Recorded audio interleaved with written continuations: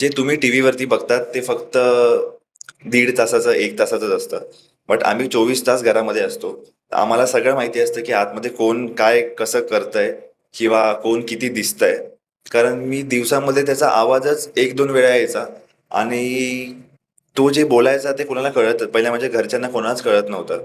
आणि विशाल जेव्हा रोशन बाहेर येईल तेव्हा तो विशालचा गेम बघेल. तर विशाल त्याच्या खांद्यावरती बंदूक ठेवूनच खेळतोय. त्याला माहित नाही. जसा विशाल जेव्हा माझ्यासोबत होता बँडमध्ये तेव्हा भरपूर वेळा विशाल बोललाय की रोशनला काढायचंय किंवा रोशनला टार्गेट करायचंय किंवा रोशनला तू बाहेर काढ असं विशालचं म्हणणं होतं.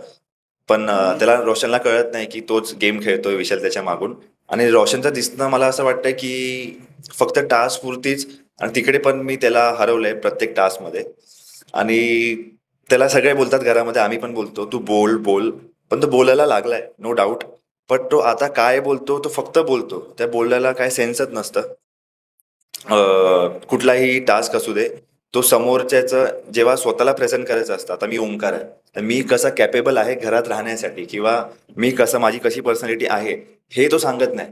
तो समोरच्याचा काढतो की समोरचा असा आहे, समोरचा तसा आहे, समोरचा असा आहे. तर ते त्याला कुठेतरी कळलं पाहिजे या गेममध्ये की जिकडे आपल्यासाठी बोलायचं, आपल्यासाठी स्टँड घ्यायचा आहे, तिकडे आपण स्वतःबद्दल बोललं पाहिजे, लोकांबद्दल नाही.